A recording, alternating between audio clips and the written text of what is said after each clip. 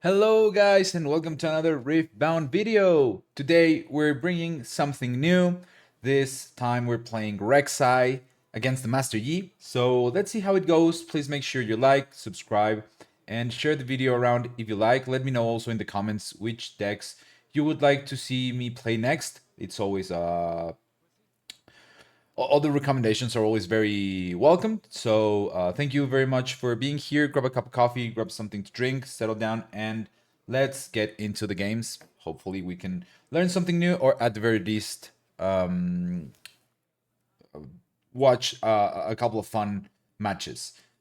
We're starting with the battlefield that lets us see two and put them either on the top or the bottom in any order that we want. The Candlelit Sanctum, and it's gonna be very powerful with the Rek'sai ability. For those of you who don't know, Rek'sai ability, the legend reads: when you conquer, you can look at the or reveal the top two cards and play one of them, and the other one is recycled. So it gets a lot of like semi card draw because you're playing cards off the top of the deck. So even though they're not in your hand, you're getting to play a lot more cards than your opponent. So the idea here is to swarm the opponent with units that are very efficient when they're played, and just overwhelm them with might and several different effects. So let me just full screen this. There we go.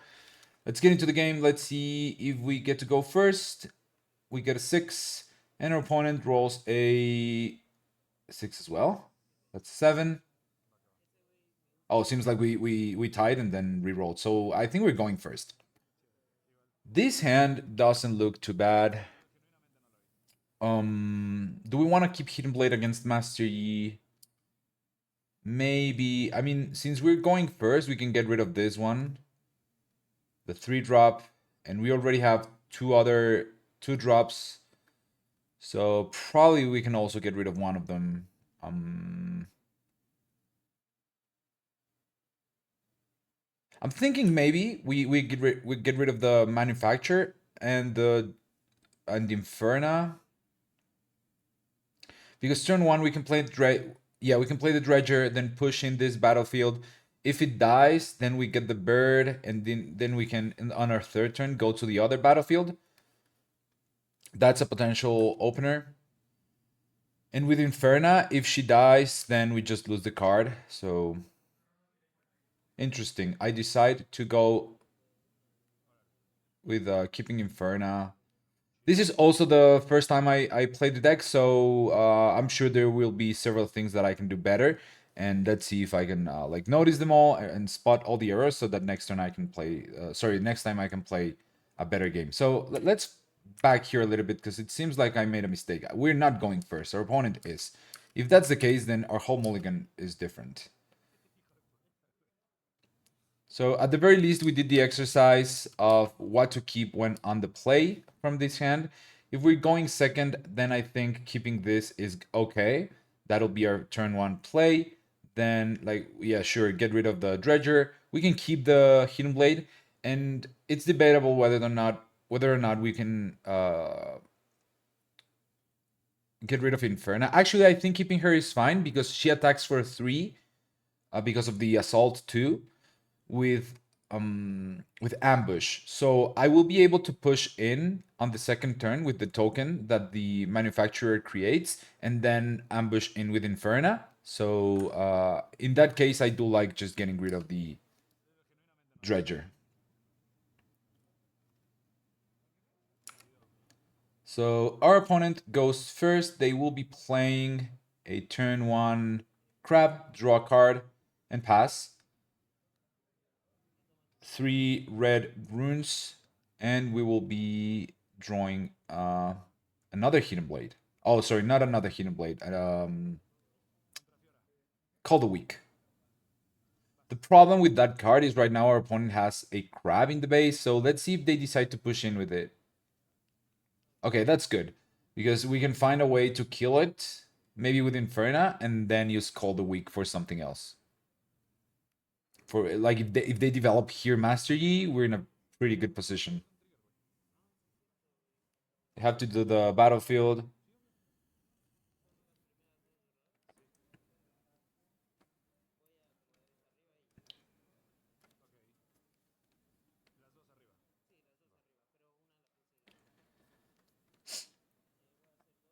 they decide to not play Master Yi. That's conservative, but I like it. Playing around Cold a week. Now we have 2 units. If we go to the right side with manufacturer, they can, if we go here, they can trade with Poro. If they have a buff, then we just lose our unit. We really want to conquer this side. So before making the decision whether or not to push in here, I think we need to go to the left side with Inferna. Well, the thing is they have two open, so actually I don't hate it because if they have discipline, then we just trade and then we can push with this unit. If they have double in guard, then that's a bit of unlucky, and then we have to think whether or not we want to Hidden Blade their own unit there. Seems like I'm gonna go there with Inferna and Manufacturer. No, actually, I like this push better because now we're attacking with 5 and they're just 2. So if they want to kill our guys, they need to have double buff. Yeah, I like this better than pushing with the token. Thank for Inferna there. So it is very unlikely that they will be defending the crab. They kill our 2-might unit. We go to 1. And now we reveal the hand. Actually, I will keep it open because so my opponent doesn't have to like track it down. I will do the battlefield first, so we'll get to see 2 cards, and we can recycle both of them, or we can recycle just one, or keep them at the top of the deck. Since none of these are very good here, I'm gonna get rid of both of them, and then I'm gonna do Rek'sai, revealing a Nexus Hopeful, which I can play directly to the base.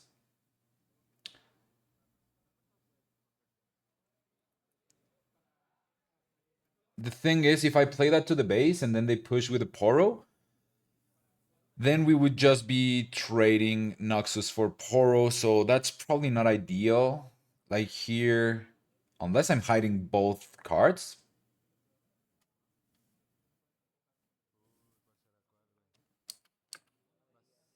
I like this because it blocks out the Rengar.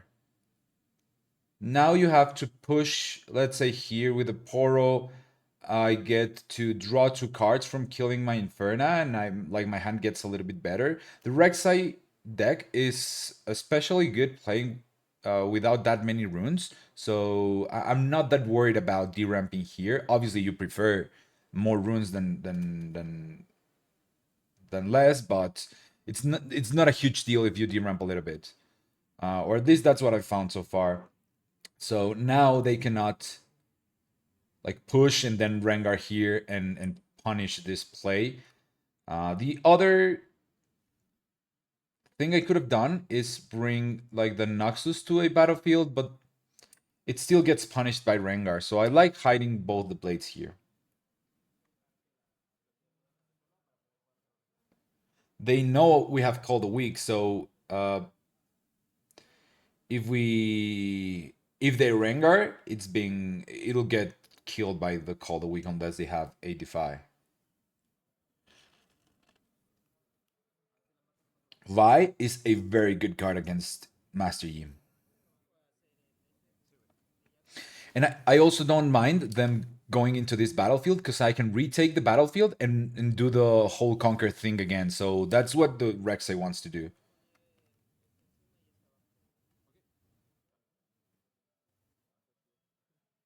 So yeah, I'm not even that worried about losing that battlefield.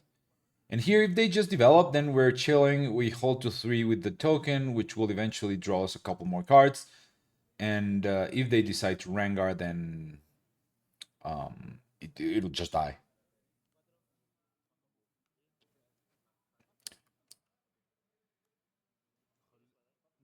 They play Master Yi in base.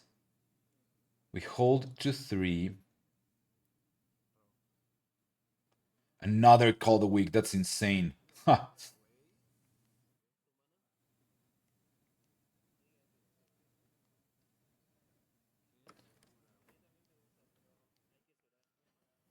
Interesting. Do we play the Vi here? Like we can push with Noxus to the and I mean we don't want to trade with the poor, right?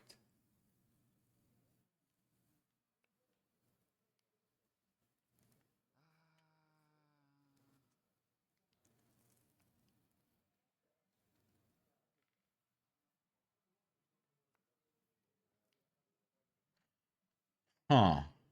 I'm not quite sure about this one, to be honest. What would you do here?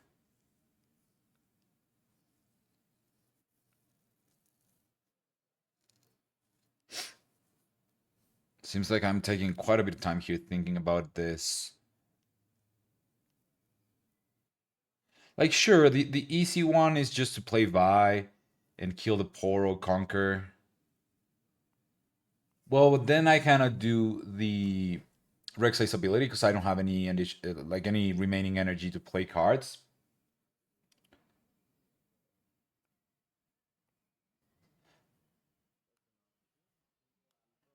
Hmm.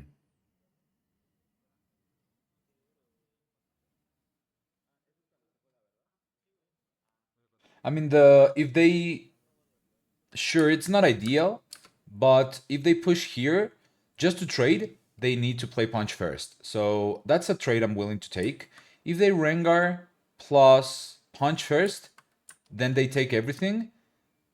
Then Master Yi goes here. I get to draw 2 cards, and then I have double call the week.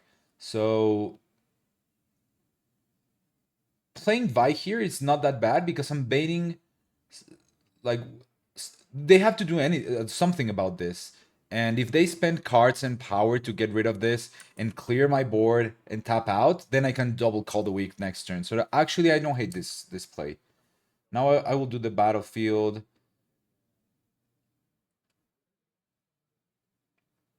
And I'm not going to be doing Rek'Sai, although there's a possibility that I reveal a Under Titan, which when revealed gives me 2 energy to like floating 2 energy to use this turn. So I could have played like the broker for free, but I don't think it's worth like digging for that. Maybe we can do it next turn. And right now, if they clear our board, we're happy because we have 3 call the week. So if they go there and they develop in base like a camel or something else, we will just clear the board.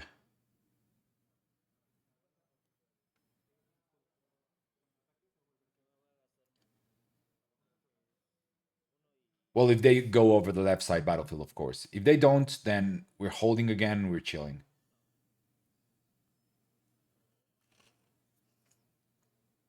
We're they charmed the Noxus Hopeful, and they play Rengar there. This is what I was talking about. Now we can safely play the Call the Weeks. And I know like it's a weird way to play the deck, but it's what our hand is asking us to do, like drawing into 3 Call the Weeks.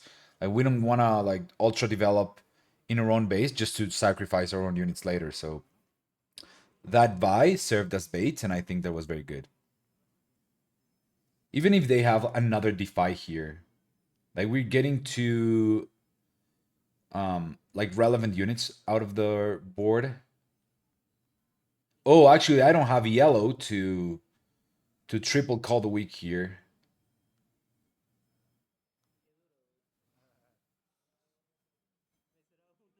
But that's fine. Seems like they don't have Defy. So let's take a note. No Defy. Actually, let me make that a little bit bigger. No Defy. There it is. And now we can play the broker in the base. We have a couple of cards in our hand, and we're looking good to conquer and do our thing again. We're still up in points in the sense that we're potentially going to 6 before them. So there's a possibility that we accelerate the pike here. Depending on what we see from the top of the deck, we could even here I'm probably debating if I play anything before conquering, just in case I see a Noxus Hopeful off the top of the deck here.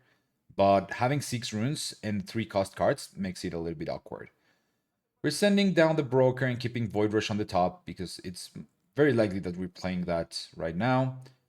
Here, playing Void Rush, sending one red back to the rune deck, and yep, no Defy. We're pretty sure about that. So, ooh, revealing Nexus Hopeful. We have 2 energy floating because of this. And here I didn't know. Whoops, what happened here? No. Let's pause real quick. No Defy. So I didn't know at this point that I can use the 2 floating from Void Rush to play Nexus Hopeful, even though I haven't played anything else this turn. I double checked afterwards online, and it seems like it's the case. So I could have played. It's kind of irrelevant because actually it's not irrelevant because I could play this Noxus Hopeful and play the other one in base from my hand, and this would go to my hand. But right now, this is why I decided to play the manufacturer because yeah, I thought that like it didn't like the Void Rush didn't count as played yet until we fully resolve the effect. Seems like it does. So we do that and we play a Noxus Hopeful as well. Most likely, right?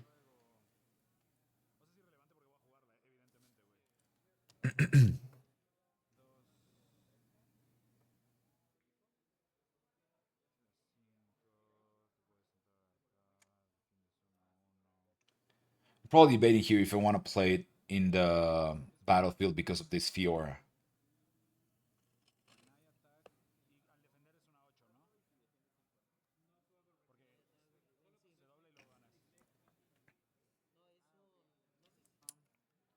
And I do decide to play it on the battlefield there.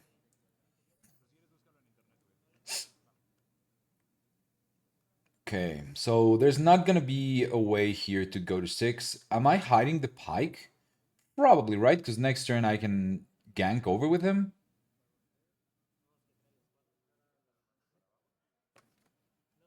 And just take a look at how many cards we've gone through this game. It's a lot compared to what the Yi has played. So even though we haven't drawn the cards per se, we have gone through a good chunk of the deck because of the legend ability. Let's fast forward here a little bit. They go to 5 with the clockwork and they're attacking with Fiora. We're A6. So right now it's 6 against 5. And they have to spend something else. So another in guard. So right now it's a 7 against my 6. And I will pay the cost for Pike. So it'll come in ready and get +2. So right now we have 10. So they have 7. And it seems like they do have punch first. But they're kind of low on cards, so we're not too worried about this because we have the other Call the Weak in hand. So as long as they're spending a lot of cards from their hand and all of their buffs, I'm okay with them having this trade.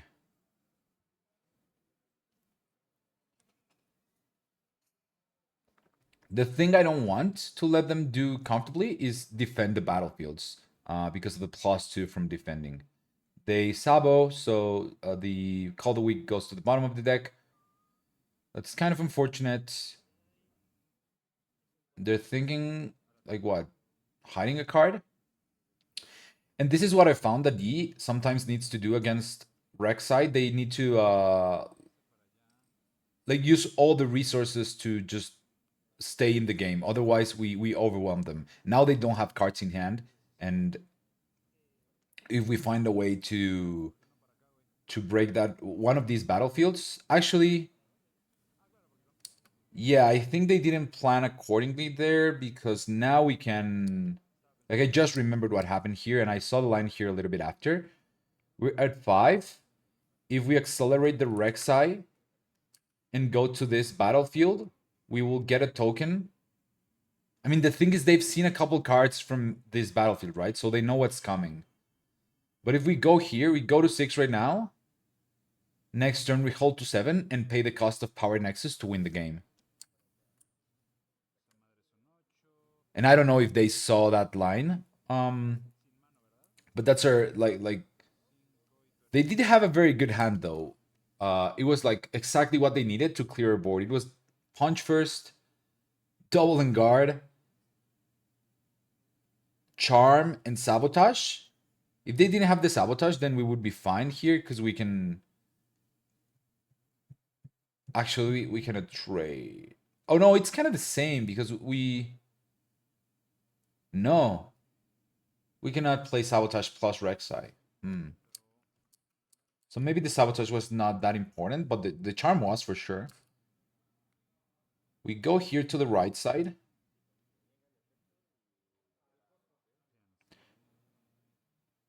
And as I said, this is sort of a last shot. They saw the top card, so I'm maybe thinking it's like a Rengar or something, but there's nothing I can do about it. So here I go to 6. I think I should be doing the Rek'Sai ability in case I reveal an Under Titan so that I can play the Noxus Hopeful.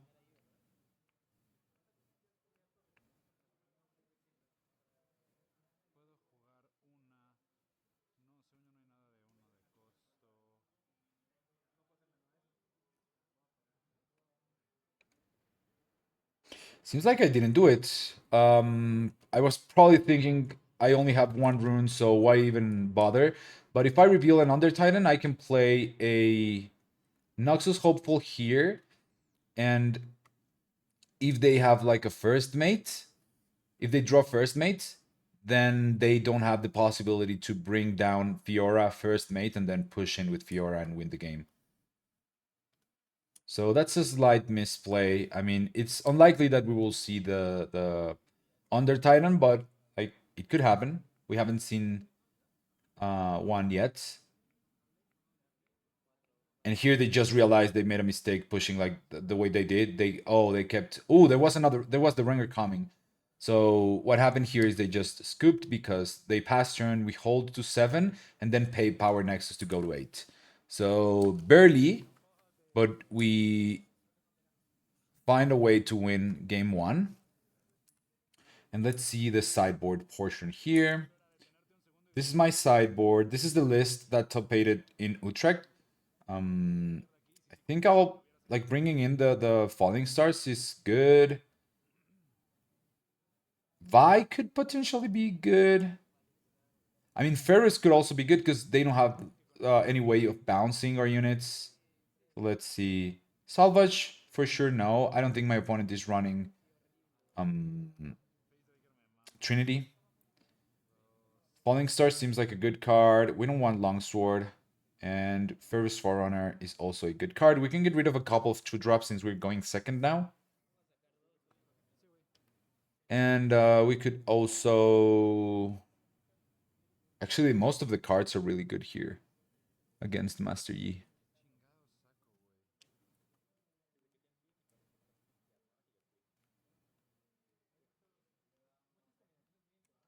If anything, I think I would get rid of the Dredgers and not the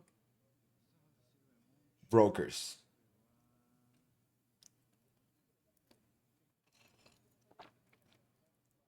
Mostly because it's a little bit more might. But as I said, this is the first time I was playing the deck, so I'm bringing to the front like all the cards that might not be as useful, and then I think I'll just pull them out and decide which ones to keep in the deck.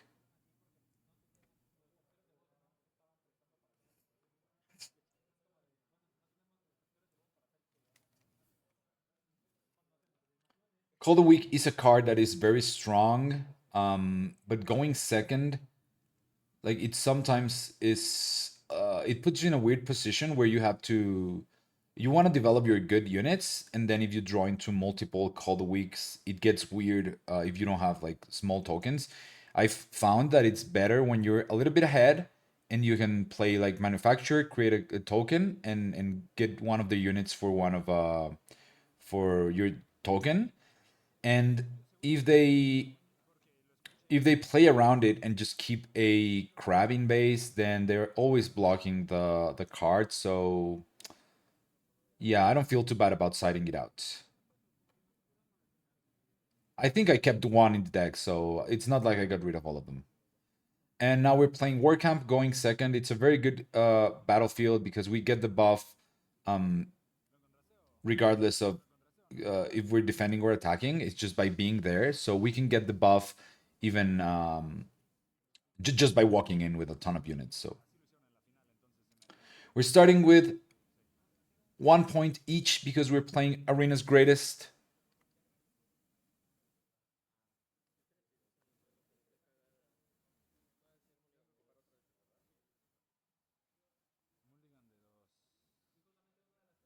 Taking note of how many cards we're mulliganing. And this hand looks for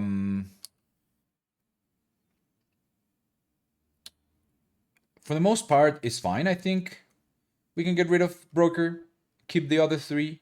Inferna, as I said, is very good because of the ambush, and it gets +3, which makes it weird for the Yi. Their turn one plays are always defending in pairs.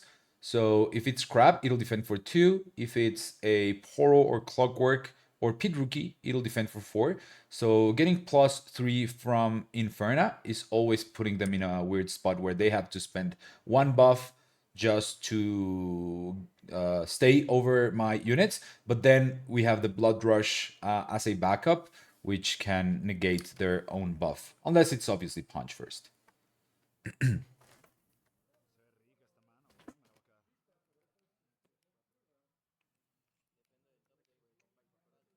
Interesting. I kept all of it.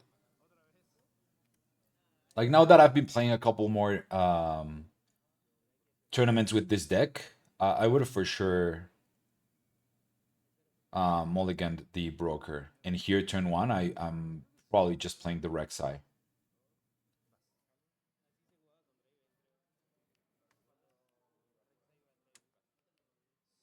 They didn't find a turn 1 play. That's unlucky.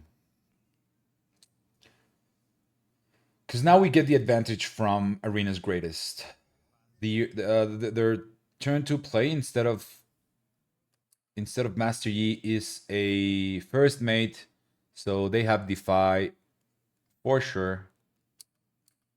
Or they're just baiting the Call of the Week so that they can play Master Yi afterwards. I think if that's the case, you still play Master Yi and save the first mate for later, just to make a play where you can ready something and clean up both battlefields. So I would say it's there's a like 20% chance that they do have Defy. Like I'm not 100%. So 20% they do, 80% they don't. Sorry, no, the other way around.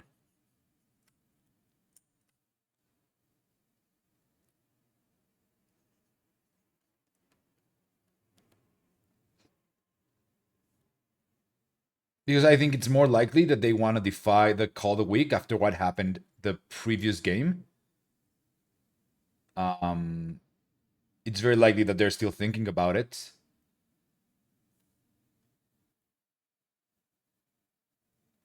But I still think that keeping the first mate for later on would be a little bit better.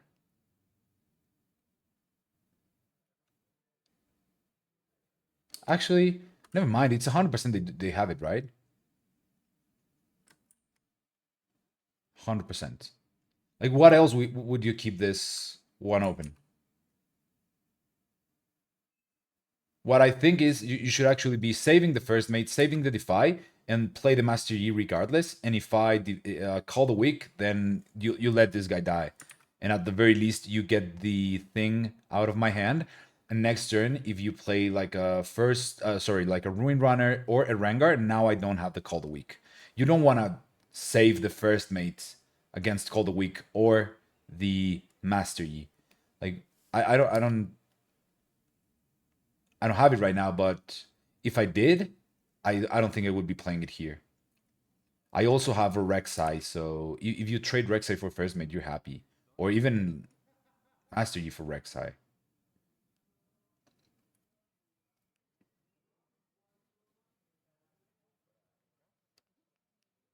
Like the important units you wanna save are mostly Rengar and Ruin Runner, right? But mostly Rengar.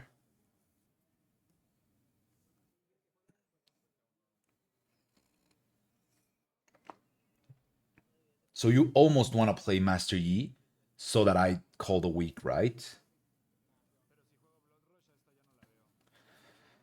So there, I decided to play Manufacturer because of the War Camp, because I'm getting that's 2, 3, 4. I'm getting 5 mites just for playing her, so that's a little bit above rate in terms of energy spent. And I didn't want to deramp right now because I have the Rengar, I have like the two Blood Rush with repeat. So at some point, I'm very likely to spend either 2 energy on the Blood Rush with repeat or 4 if I really want to go over like a punch first. And if they want to, let's get rid of this. They have Defy. If they want to push here, 3, 4, 5, 6, 7, 8, 9. If they want to trade here, they need to punch first, and we would just trade, or they need Rengar plus 2 buffs. So this is a very odd number, or very weird, or uncomfortable number for the Master Yi player here to push into. And just like last game, if they like really want to go all in onto that battlefield, sure they can, but they have to spend a couple cards from the hand.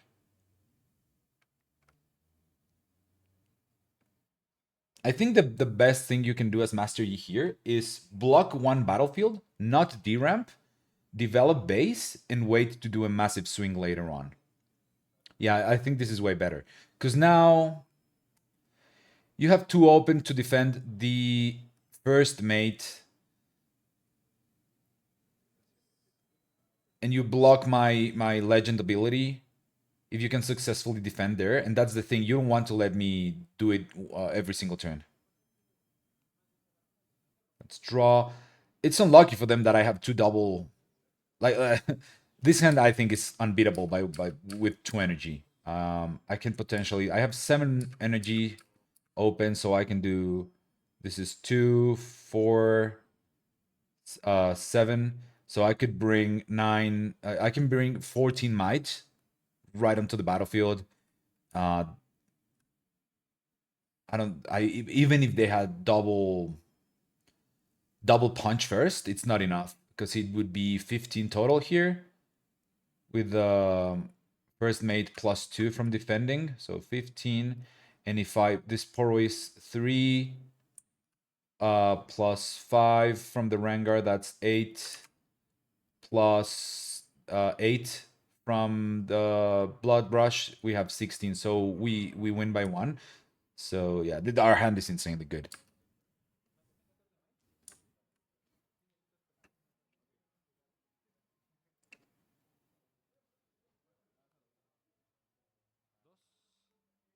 Seems like I'm not respecting the double punch first. I'm thinking more about like, yeah, here I'm thinking a little bit more about it because the only reason you want to play a card before attacking is in case you see a Noxus Hopeful off of the legend ability. But it doesn't have to be a unit. It can just be Blood Rush. So here we Blood Rush with repeat. So we go 7 into 5. They spend 1, so that's 7 for 7. And here we can do another Blood Rush. We can, yeah, we can play Inferna. Save the Rengar for later on and not deramp.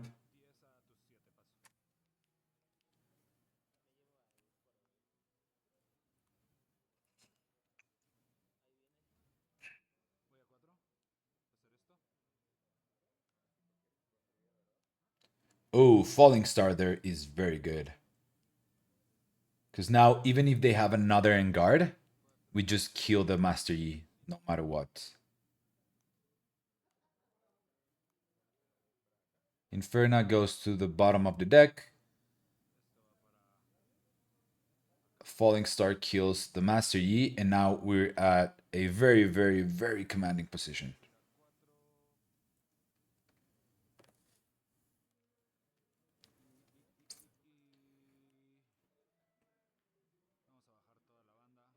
And that's the thing, like same as I think it was the previous video or the one before that where we played Victor against Irelia. Our opponent saw that we had called a weak in game one, and then we sided all of them out because they were playing properly around it. That I was able to just bring you other sideboard cards and get rid of them because I know they will still have to play around it even though it's not in my deck. And maybe for game three, I can start bringing, if they stop respecting it, game two, I will bring them back in. So they always have to be like guessing if I do have it or not. They play here sabotage and get rid of the hidden blade. Sorry, not hidden blade. The other blood rush, and play. They play the Rengar into the battlefield and only have two open. So since they didn't defend the first mate last turn, I'm inclined to think that they don't have like too many remaining buffs in hand.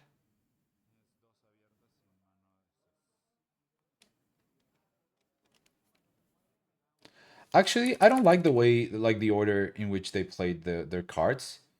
Like you should be, I think, playing the sabotage before to see my hand and then decide whether or not you want to push here with the Rengar. Because now I have the information that you didn't know about the Rengar in my hand, the red Rengar, before you play this guy here. So if you sabotage first and then you decide to still do this play, then I know there's something up in your hand to defend it. Otherwise, you're giving it away for free.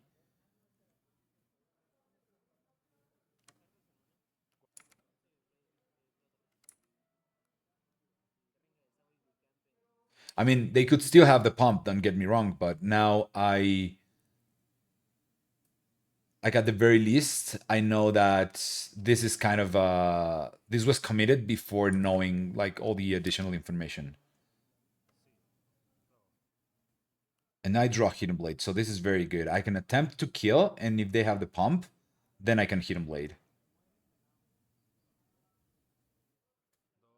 I will be playing the Broker now because of the reason that I said on the previous turn, which is if we find a Noxus Hopeful here, we want to be able to play him for a discount. There it is. And we find the Vi. I don't think Vi is the play here. We just play the Noxus to the base. And this is very good because we can accelerate with the Rek'sai, this unit.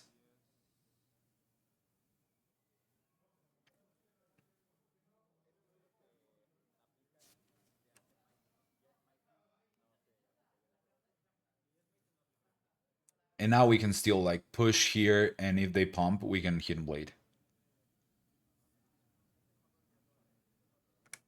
I have 8, 10 might. If they... Yeah, I cannot push with Noxus and Rek'sai, otherwise a single pump will get rid of my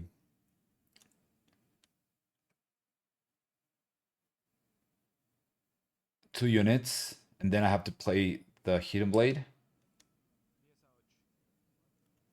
The thing here is it has been like several turns, and even though we were pretty sure they did have Defy from turn one, or sorry, from turn two, I'm probably not thinking about it anymore because this is very risky. If they have Defy, like if they punch first plus Defy, then I'm pretty screwed. So yeah, there's the punch first, and I show the Hidden Blade. And if I was correctly tracking this in real time, obviously it's way easier when I'm looking at the video and I can take notes. But at the moment, I'm pretty sure I was. I remember I was thinking like, if they have Defy, this is gonna go very wrong. I was willing to take the risk because I'm up one game and they're so far behind that if they don't have DeFi, I just win on the spot. Most likely, right? If they, unless they, yeah, it would be very hard for them to come back from this position. But if they do have DeFi, I think here I think that I'm in a weird spot. I mean, I could be holding here to 6, and then next turn this is 5, 7. I would be top deck mode almost, like pretty much to seal the game. So yeah, if I was correctly tracking this, I would probably not have done this play. I would have just developed in base, maybe go to the bring a couple units to the left side to hold it and be a little bit more conservative. And I think that's a better play. It's very weird to me that they played the first made their turn 2 without like keeping one open, keeping the maybe they just didn't want to lose the Master Yi, right? But really, it doesn't make that much difference. It's just one additional might on attack. The XP thing, I don't think it's going to be relevant against Rek'sai. So, yeah, I don't know. Kind of risky the way I played this final turn or the turn we just saw. But in the end, it worked out.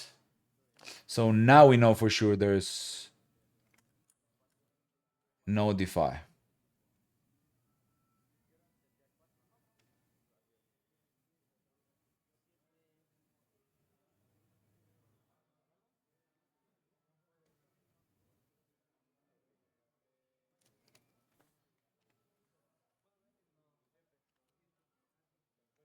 Let's see what happens here. It's going to be very difficult for our opponent to break into these battlefields.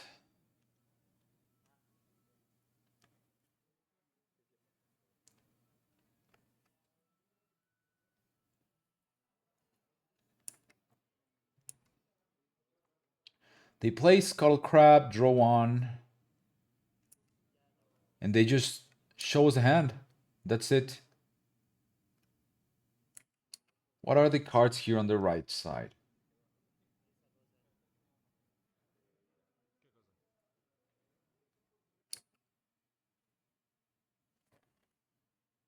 So this is Ruin Runner, Discipline, Poro, and Guard. This looks like another Poro, the one on the very right. And this one is Sita Crab? Maybe, right?